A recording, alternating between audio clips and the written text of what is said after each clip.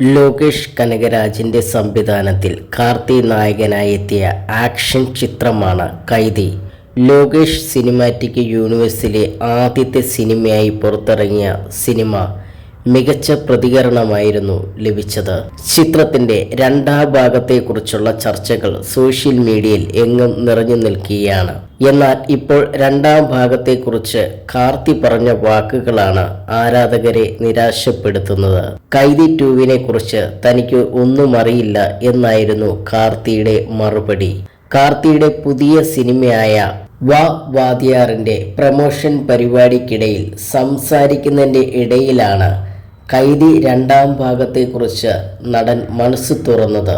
കാർത്തിയുടെ ഈ വാക്കുകൾക്ക് പിന്നാലെ നിരാശയിലാണ് സിനിമയുടെ ആരാധകർ.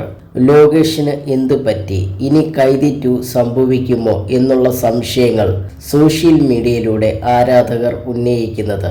ലോകേഷ് മറ്റു പ്രൊജക്റ്റുകൾ അവസാനിപ്പിച്ച് ഉടൻ കൈദി 2 തിരിച്ചു വരണമെന്നും നിരവധി പേർ എക്സിൽ കുറിക്കുന്നുണ്ട്.